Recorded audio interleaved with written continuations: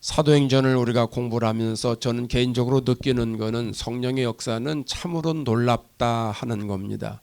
어느 부분에서 놀랐냐 하면 성령께서는 사람을 변화시켜서 사용하시는구나 하는 것이 놀라운 것이죠. 왜냐하면 사람이요 잘 변하지 않습니다.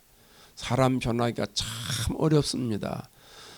사람은 누구든지 내면 깊숙한 곳에 자아가 자리 잡고 있습니다. 그러니까 세상 말로 개똥 철학이 내 심령 깊숙한 곳에 자리 잡고 있어가지고 여기에 자유로운 사람이 거의 없다는 거죠. 여러분 생각해 보세요. 내 생각을 내려놓는 게 쉬운 게 아닙니다.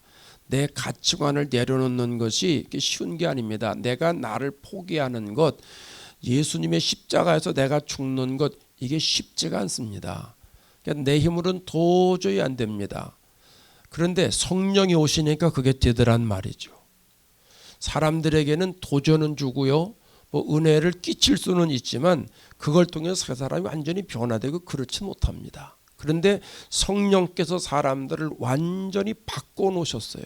그리고 다른 사람으로 만들어 놓으시고 그들을 통해서 사용하시는 것을 보게 됩니다. 우리가 3장부터 가만히 보면 베드로와 요한을 통해서 주님이 사용하시잖아요. 성령께서 그들을 사용하십니다. 또 지난 시간에 봤지만 스데반도 주님이 사용하시고 빌립도 주님이 사용하십니다. 복음 전도자로 부르신 사람들이 아닌데도 불구하고 하나님이 그들을 복음 전도하는데 사명을 주셔서 성령으로 사용하시는 것을 보게 됩니다. 이게 놀라운 사실이라는 거죠. 앞으로도 계속해서 하나님이 사용하는 사람들의 이야기가 나옵니다. 늘 말씀을 드리지만 사도행전은 성령 행전입니다. 성령이 역사하신 발자취를 말씀하고 있는 거예요. 그러니까 우리가 베드로는 대단한 사람이니까 쓰셨지, 사도 바울 정도니까 하나님이 쓰셨지, 이게 아니라는 겁니다. 누구든지 하나님 앞에 쓰임받을 수 있다라고 하는 겁니다. 그래서 저와 여러분도 하나님 앞에 쓰임받을 수 있다는 겁니다. 성령께서 개입하기만 하시면 우리들도 사도행전 29장 30장을 쓸 수 있다는 거예요. 그래서 그 전에 온누리교회 하용조 목사님께서 생전에 계셨을 때 사도행전 29장을 써야 된다고, 사도행전은 28장으로 끝났지만 29장은 우리가 써야 된다, 우리가 성령의 증인이 되어야 된다, 이렇게 말씀을 하셨거든요. 예, 맞는 말씀입니다. 저와 여러분들이 사도행전 29장을 쓰시고 저와 여러분들이 성령에 붙들려 변화되어 사용당하는 축복을 누리시기를 바랍니다. 오늘 본문은 그 유명한 사울의 회심 이야기입니다. 역시 이것도 성령이 하신 것이죠. 사울이 회심하기 전에는 예수 믿는 사람들을 엄청 핍박을 했습니다. 스데반이 돌에 맞아 죽을 때 아주 마음이 뿌듯했었지요. 죽는 게 당연한 것이다, 마땅히 여겼다 그랬잖아요. 그러니까 오늘 1절에 얼마나 핍박을 했느냐 하면 1절에 이렇게 기록을 합니다. 사울이 주의 제자들에 대하여, 예수 믿는 사람들입니다, 여전히, 그러니까 그 전부터 변한 게 하나도 없다는 거예요. 전부터 계속 핍박을 했는데 위협과 살기가 등등했다, 이렇게 표현하고 있습니다. 위협과 살기가 등등했다. 위협했다라고 하는 것, 협박했다는 말이죠. 살기라고 하는 것은요, 원어의 뜻은 살인, 살해라고 하는 말입니다. 그러니까 예수 믿는 사람들을 스데반처럼 잡아다가 죽이려고 했다, 이런 마음입니다. 여러분, 사울이 왜 이런 마음을 품었을까요? 사울이 율법의 문외한이 아니잖아요. 빌립보서 3장 6절에 가면 율법의 의로는 흠이 없었다, 이렇게 표현합니다. 사도 바울은 율법을 꿰뚫고 있는 사람입니다. 그런데 왜 예수님을 못 볼까요? 율법에 대해서 사도 바울처럼 정확히 알고 율법을 그대로 행하는 사람이 많지 않은데 사도 바울이 왜 율법에서 얘기하고 있는 하나님의 메시지를 못 들을까요? 왜 예수 그리스도를 보지 못했을까요? 바울이 바리새인이잖아요. 사울이 바리새인이잖아요. 바리새인은요, 당시의 율법을 가장 엄격하게 지키는 사람들입니다. 그래서 유대 사람들로부터 존경을 받았습니다. 예수님 당시에 사두개인이 있고 바리새인이 있었는데 중요한 학파입니다. 사두개인은 부활을 믿지 않습니다. 그런데 바리새인들은 부활을 믿습니다. 물론 우리가 믿는 그런 부활이 아닙니다. 그런 부활이 아니라 마지막 때에 살아나는 부활을 그들이 믿습니다. 바리새인들은 예수님과 늘 각을 세웠습니다. 왜냐하면 예수님이 하나님의 아들이 될 수 없다는 거예요. 왜냐하면 사람은 죄인이지 않느냐. 다 사람이 죄인인데 어떻게 하나님이 사람의 몸으로 죄인의 몸으로 이 땅에 오실 수 있느냐, 이게 믿어지지 않는 거예요. 또 그 예수님이 나무에 달려 돌아가셨잖아요. 십자가에 달려 돌아가셨잖아요. 신명기 21장 23절에 가면 나무에 달린 자는 하나님 앞에 저주를 받은 사람이라고 율법에 되어 있잖아요. 그 나무에 달렸으면 저주받은 사람인데, 아니 예수님이 나무에 달리면 그건 저주받은 사람이지 구원자가 아니라는 것이죠. 또 예수님이 부활하셨어요. 사람이 십자가에 달려 죽고 죄인인데 부활을 했어요. 이게 안 믿어지는 거예요. 부활을 믿지만 이 예수님의 부활을 믿는 게 아니라 나중에 우리가 죽어서 부활해서 하나님 나라 간다, 이것만 믿는 것이지, 그러니까 마지막 부활만 믿는 것이지 예수님의 부활은 안 믿는 거예요. 이게 바리새인들이에요.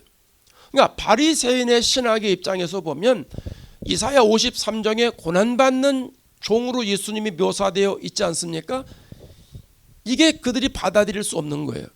그러니까 메시아는 고난받는 종으로는 안 되고, 메시아는 강해야 됩니다. 능력이 있어야 됩니다. 메시아는 영광을 받아야 되는 것이지 멸시를 받고 천대받는 건 메시아가 아니라는 거예요. 그러니까 이 바리새파 사람들이 예수님을 그렇게 미워한 거예요. 예수님은 구세주가 될 수 없는 거예요. 그러니까 이런 입장에서 보니까 예수님은 신흥 종교의 지도자입니다.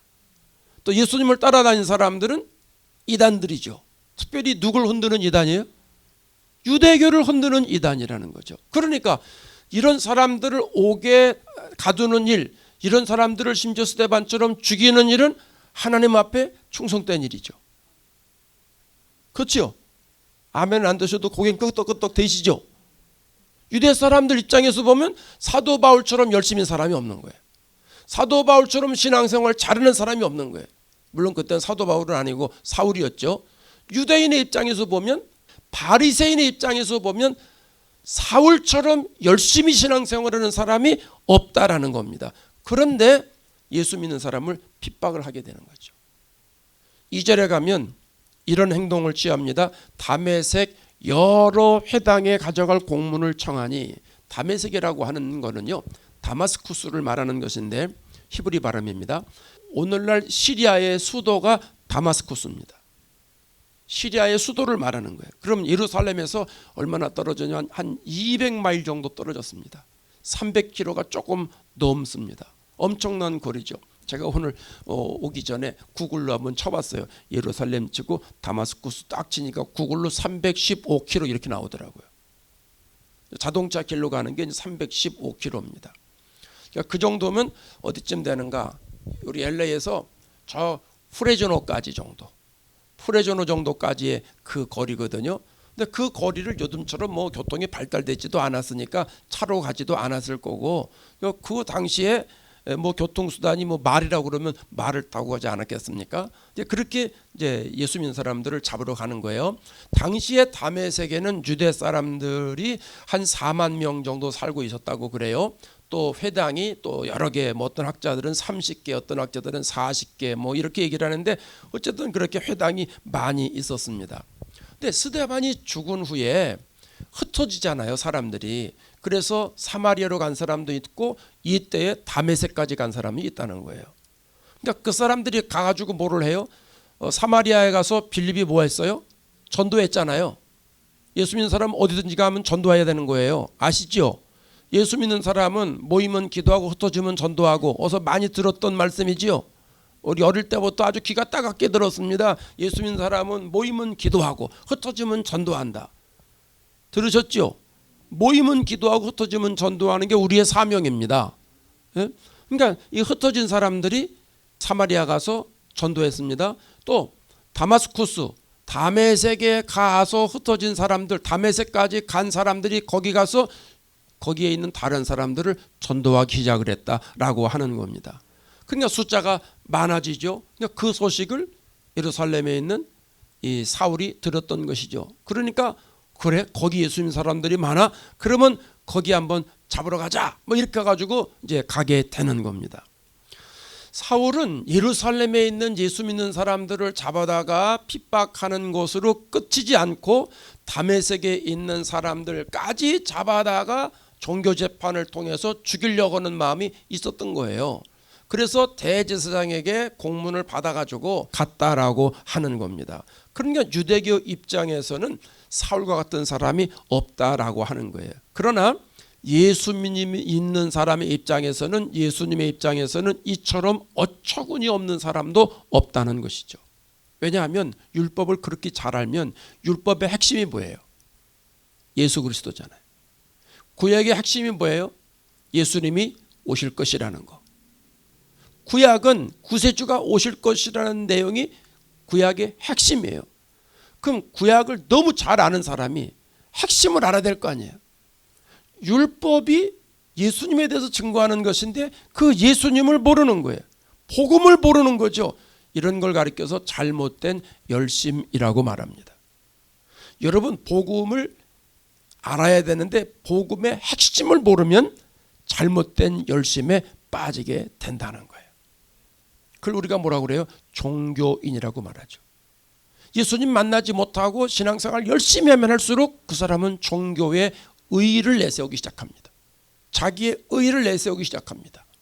그래서 우리가 성경을 읽거나 설교를 듣거나 할 때에 가장 핵심 중에 핵심은 예수 그리스도를 아는 것이고 예수 그리스도를 만나는 것이고 예수님이 내 구세주라고 하는 걸 고백하는 것이고 예수님이 내 삶의 주인이라는 걸 받아들이고 인정하는 겁니다.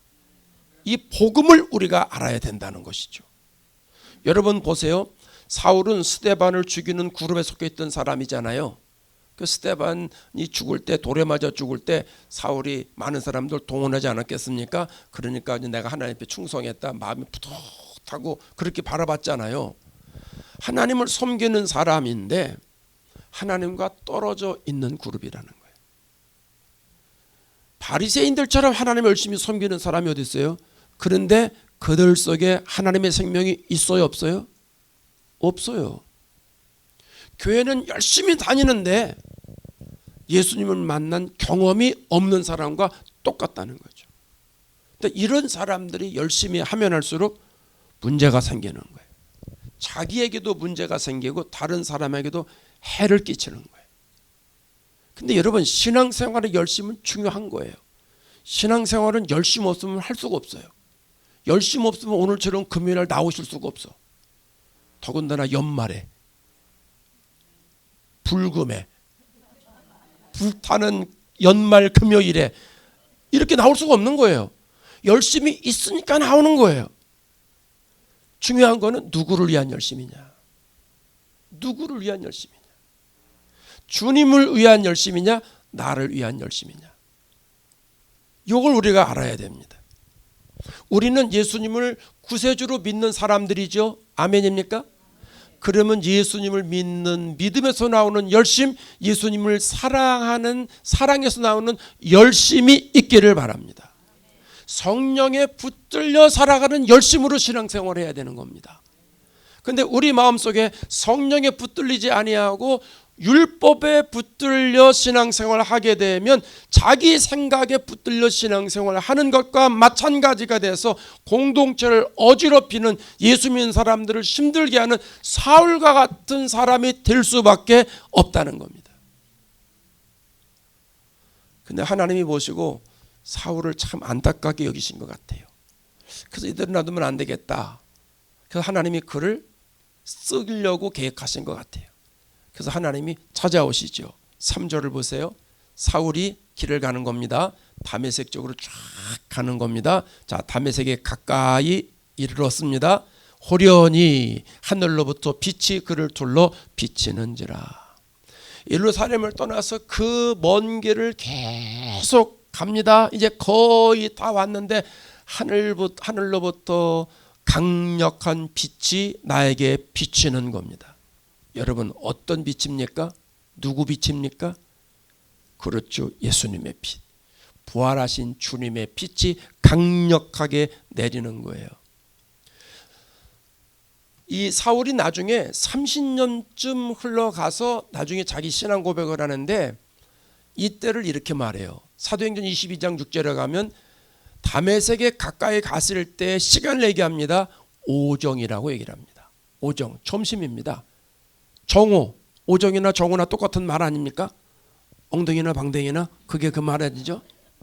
예. 오정쯤 됐다는 거예요. 정오쯤 됐다는 거예요. 우리는 LA에 살고 있으니까 정오에 강력한 빛이다 그러면 대충 무슨 빛인지를 압니다.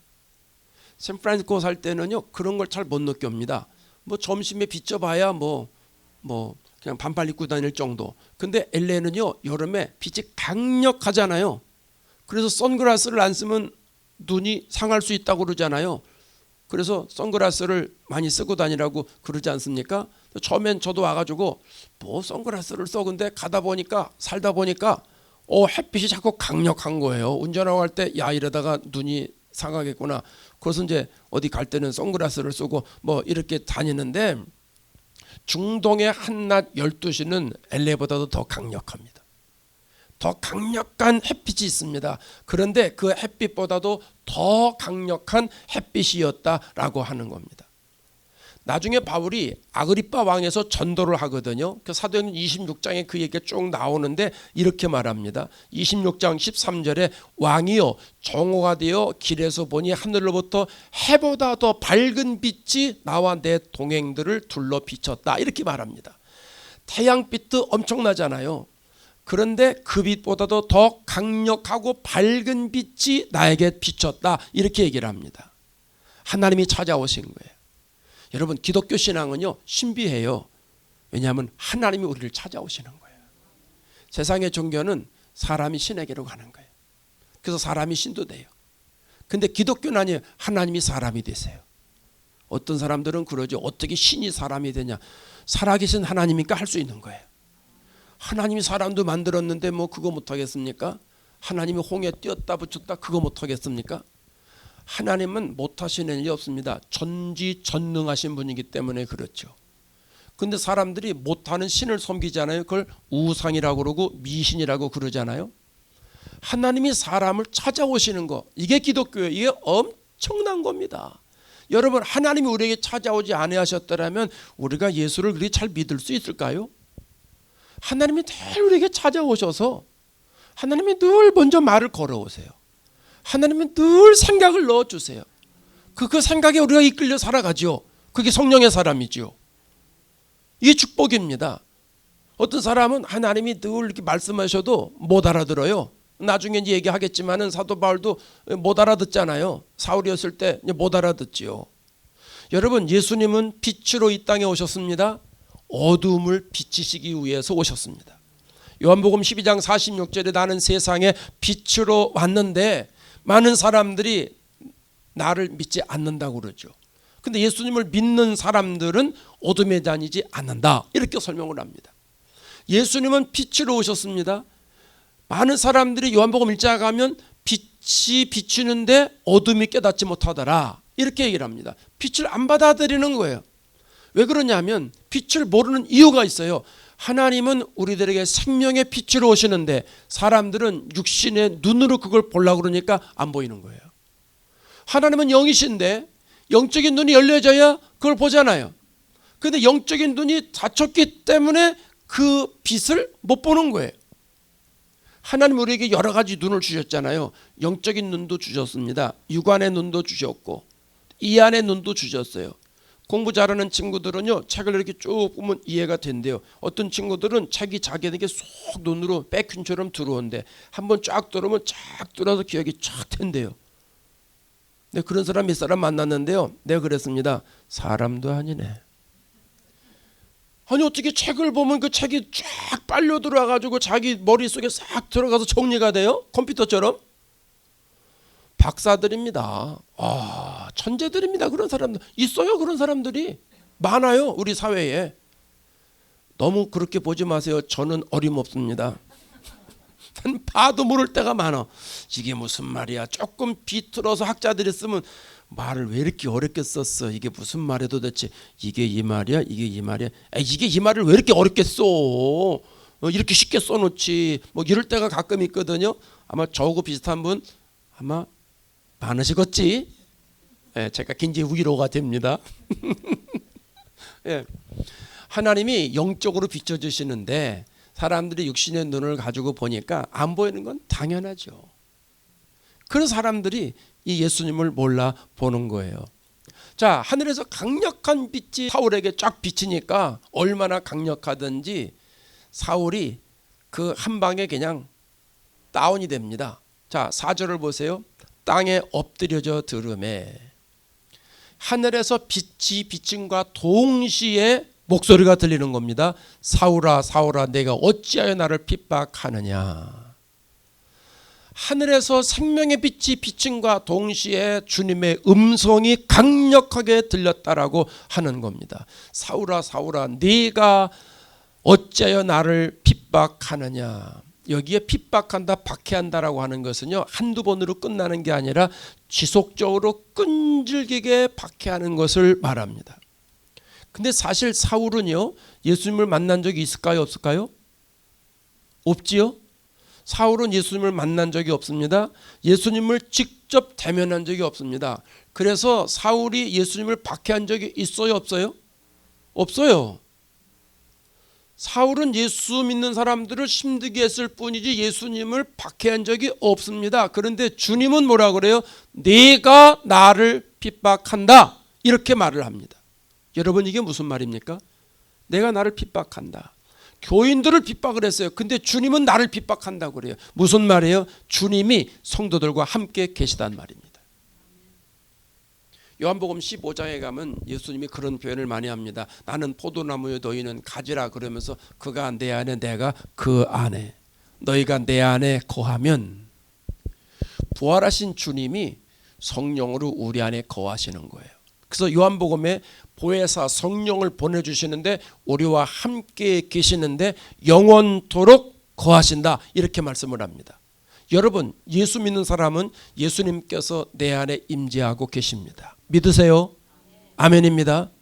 그래서 주님께서 성령으로 나에게 임재하셔서 나와 동행하시는 거예요. 내주하시는 거예요. 그래서 나에게 늘 생각으로 말씀을 하시는 거예요. 나에게 늘 말을 걸어오시는 거예요. 그걸 믿어야 돼요. 그거를 믿어야 내가 주님의 음성을 들을 수가 있어요. 그걸 믿지 않고 늘 귀만 쫑긋 세워서 뭐라고요? 안 들립니다. 하나님이 그렇게 해주질 않아요. 물론 가끔 어쩌다가 아주 특별한 경우에 있긴 있어요. 없는 게 아니에요. 어쩌다가 있어요. 저도 어쩌다가 한번 그래요. 하나님이 나는 매주마다 해줬으면 좋겠어요. 박 목사 이번 주는 이것을 yes sir 그러고 하면 될 텐데 어쩌다 한 번씩 하나님이 얘기해 주시지 직접 그렇게 직접 음성 들려주시는 게 쉬운 일 아닙니다. 대부분은 거의 다는 하나님께서 내 생각으로 말씀을 하세요. 그래서 말씀을 많이 내 안에 넣어놓으면 하나님께서 말씀하시는 게 빨리빨리 알아들을 수 있습니다. 여러분 늘 기억하세요. 성령은 늘 나와 동행하신다. 주님이 내 안에 계시다. 그래서 우리를 가리켜서 성도를 가리켜서 교회라고 그러는 거예요. 성도를 가리켜서 성전이라고 하는 말이 그 말이에요. 예수님이 우리 안에 계시니까 예수님 안에 계시면 내가 성전인 거예요. 내가 교회라는 말입니다. 우리 지금 모인 여기는 예배당, 예배드리는 공간, 여기도 주님이 함께 하시기 때문에 귀한 거예요. 또 귀한 건 여러분이 귀한 거예요. 여러분 우리 성도들 다 귀하게 여기시기를 바랍니다. 다 귀한 거예요. 얼마나 귀해요. 하나님이 다 함께 내주하시는 분들이요. 여러분 다 하나님이 함께 하시는 분들이요. 그래서 귀한 거예요. 얼마나 귀한 건지 몰라요. 다 그 마음 가지고 성도들을 섬기면 참 좋겠다 이런 생각을 갖습니다. 자, 예수님께서 사울에게 사울아 사울아 내가 어찌 나를 핍박하느냐 말씀을 했습니다. 예수 믿는 사람들을 왜 힘들게 하느냐, 예수 믿는 사람들을 왜 핍박하느냐, 예수님이 그렇게 말씀을 하시는 거예요. 예수님을 주인으로 모신 사람들을 네가 왜 힘들게 하느냐, 기도하는 사람들을 네가 왜 힘들게 하느냐, 전도하려는 사람들을 왜 자꾸 방해하느냐, 교회 공동체인 것을 왜 자꾸 어지럽게 만드느냐, 그걸 예수님은 다 나를 박해하는다 이렇게 표현하는 거예요. 그래서 여러분, 우리가 이 말씀 생각하면서 우리가 한번 깊이 생각해 볼 수 있어야 돼요. 예수 믿는 사람들 힘들게 하지 마십시오. 내가 예수 믿으니까 귀하잖아요. 그 사람이 예수 믿으면 그 사람도 귀한 거예요. 하나님 보시기엔 야, 내가 너하고만 있는 줄 알아. 그 사람하고도 같이 있어. 너만 귀한 줄 알아. 그 사람도 귀한 거야. 하나님이 그렇게 얘기하시는 거예요. 그러니까 예수 믿는 사람들 가운데 우리 성도들이 다 그 안에 성도들 안에 예수님이 동행하신다고 그러면 전부 귀한 줄 알아. 그 사람 힘들게 하면 주님이 뭐라고 그래요? 야, 박 목사 왜 나 핍박하냐? 하나님 이러신다니까. 무슨 얘기인지 아시죠? 기도하는 사람 방해하지 마세요. 예배드리는 사람 방해하지 마세요. 전도하는 사람 방해하지 마세요. 교회 공동체 흔들지 마세요. 어지럽히지 마세요. 하나님이 누구야 어느 집사야 권사야 장로야 네가 어찌하여 나를 핍박하느냐 이러신단 말입니다. 그렇게 사도 사울에게 주님이 얘기를 하시는 거예요. 그러니까 사울이 뭐라고 그래요? 5절에 보세요. 대답하되 주여 누구시니까? 나는 내가 핍박하는 예수라. 주여 누구시니까? 가만히 보세요. 주여 누구시니까? 말이 됩니까 이게? 주여 누구시니까 말이 안 되는 얘기예요. 우리 같으면 주여 아이고 예수님 이렇게 해야 되는 거예요. 그렇죠? 오 하나님 이렇게 하고 끝나야 되는 거예요. 그럼 이 말이에요. 오 예수님 근데 누구셔? 하나님 오셨어요? 근데 누구시더라? 이게 그 말이거든요. 말이 안 맞는 얘기예요. 주님을 불렀는데 주님을 알지 못해요. 이게 웃긴 거죠. 하나님을 불렀는데 하나님이 누군지를 모르는 거예요. 그냥 하늘에서 강력한 빛이 왔기 때문에 그냥 엎드린 거예요. 그러면서 동시에 야 이거는 자연현상은 아닌 것 같다. 이거는 엄청난 역사니까 이건 하나님이 아닌가 이렇게 생각하는 거예요. 그래서 엎드려가지고 하나님 이렇게 얘기하는 거예요. 그럼 그 다음에 왜 그러십니까? 이렇게 말해야 되는데 하나님만 알지 구체적으로 이 하나님이 누구신지 잘 모르는 거예요. 얼마나 어리석고 안타까운 거예요. 주님을 섬기면서 주님을 모르는 사울. 주님이 나타났는데도 주님을 몰라. 주님의 음성을 들려주셨는데도 주님을 몰라. 영적으로 어둠에 거해 있으면 이렇게 되는 거예요. 여러분 이따가 이제 통성으로 기도할 때 불 다 끄잖아요. 우리 불 다 끄면 누가 어디 있는지 안 보입니다. 그냥 지금 화날 때 누가 어디 앉아 있으니까 누가 어디 앉아서 거기서 기도하는구나 이렇게 알게 되지 불 다 꺼놓으면은요 아무것도 안 보입니다. 더군다나 이건 뭐 우리 교회니까 대충 알지만 모르는 룸에 가서 불 다 끄고 가면요 완전 장님입니다. 저도 가끔 집에서 다 아는데도 불 끄고 이제 자지 않습니까? 그럼 스위치가 문 옆에 있어요. 그럼 가서 이제 불을 끄고 침대로 들어가야 되는데 불을 다 끄면 깜깜해가지고 이게 어디쯤 있더라? 여기 좀 침대인데 한 번은 이렇게 가다가 그냥 꿍 아이고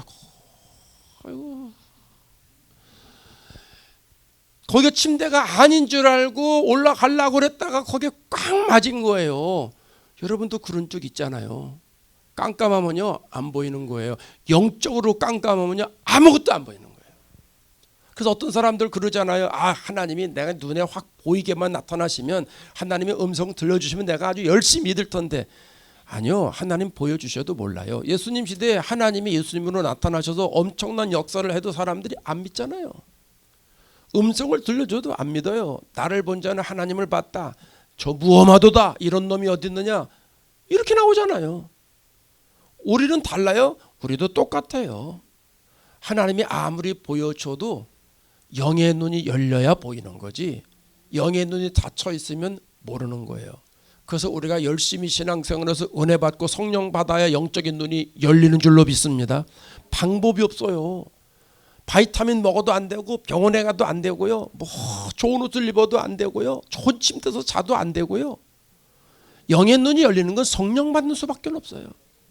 성령을 받아서 하나님의 마음이 내 속에 들어올 때 영적인 눈이 열려서 하나님의 마음을 가지고 세상을 바라보게 되는 겁니다. 영적인 눈이 닫혀 있으면 아무리 좋은 걸 하나님 주셔도 좋은 걸 모르는 거예요. 예수님이 동행을 해도 모른다는 얘기입니다. 그래서 오늘 우리들이 영적으로 깨어있는 축복을 받을 수 있기를 바랍니다.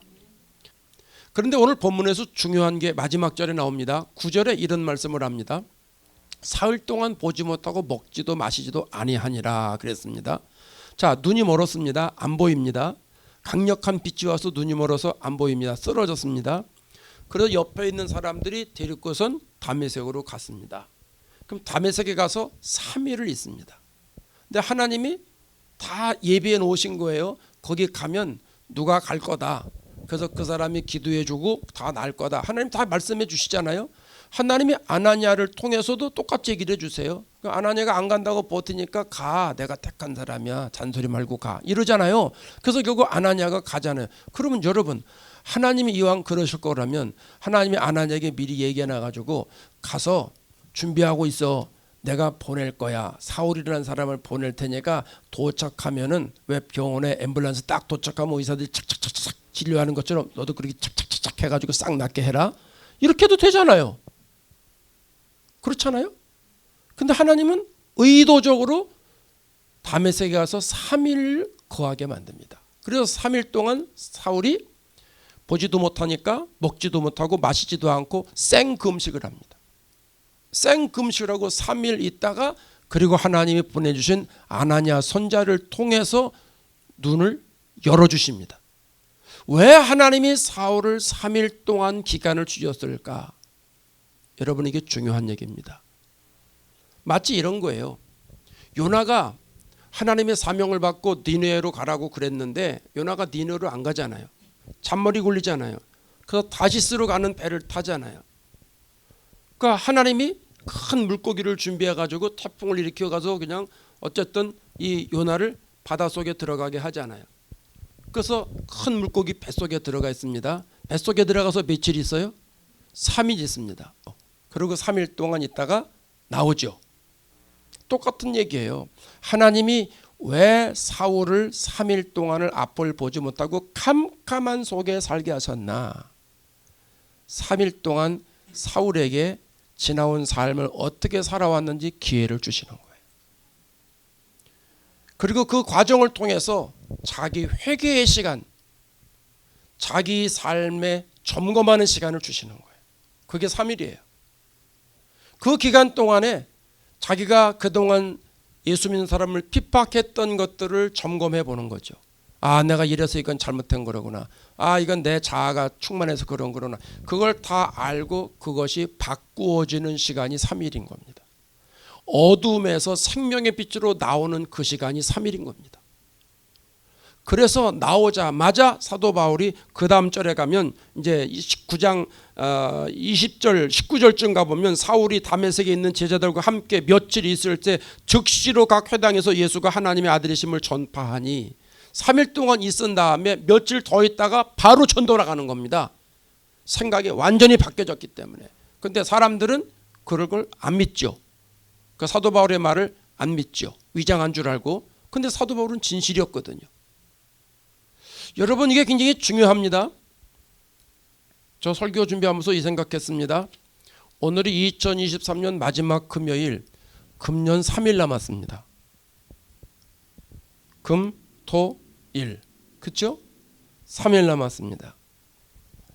이 3일 동안 우리가 사도 바울이 다메섹에서 3일 동안 먹지도 않고 마시지도 않고 앞을 보지도 못하면서 자기가 살아온 지난 날을 점검해 보면서 거듭나고 새로 태어나는 시간이었듯이 우리가 3일 남은 금년 한 해를 바라보면서 금년 한 해 동안 내가 어떻게 신앙생활해 왔는가, 그걸 다시 한번 점검해 보는 시간을 가지면 어떨까 하는 생각을 했습니다.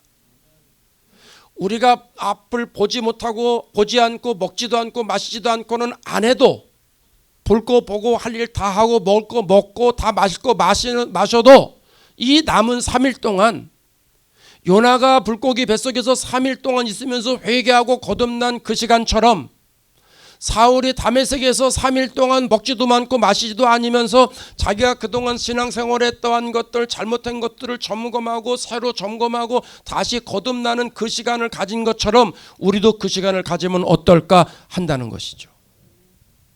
내가 열심히 신앙생활을 한다고 했는데 혹 사울처럼 하지는 않았는가? 교회 내가 충성한다고 했는데 혹 교회를 어지럽힌 것은 아닌가? 혹 주님으로부터 누구야 어째여 나를 핍박하느냐 이런 음성은 혹 내가 듣는 것은 아닌가? 한 번쯤 생각해 보자는 거죠. 그러면서 회개할 거는 회개하고 변화받을 건 변화받고 내려놓을 건 내려놓고 다시 잘못된 길로 가는 사람은 바른 방향의 길로 바로 돌아서고 이런 기간으로 3일을 지난 다음에 새해를 맞을 때 사울이 다메섹에서 새로운 눈이 열려서 그 눈에서 비늘 같은 것이 다 떨어지고 새로운 세계를 향해서 달려가듯이 우리가 남은 3일 동안 이런 시간을 갖다가 새해 1월달이 1월 1일이 되면 우리에게서 지나간 비늘들이 다 떨어지고 새로운 영적인 시야가 열려서 새로운 한 해를 하나님의 힘으로 활기차게 시작할 수만 있다면 그의 축복이 아닐까 그런 생각을 해봤습니다. 오늘 시간 기도할 때 하나님 사도 바울 얘기는 제가 다 아는 얘기입니다. 이제 3일 남았는데 이 3일 동안으로도 그런 시간을 한번 가지면 좋겠습니다. 그래서 내년 1월 1일이 나에게서 새로운 영의 눈이 열려지는 시간이 되게 해주시고 하나님이 사울을 사도 바울로 사용하시는 그 첫날이 나에게도 이루어지게 주옵소서. 오늘 시간 그런 기도 한번 해보시자고요. 자, 우리 통성으로 한번 간절히 기도하겠습니다.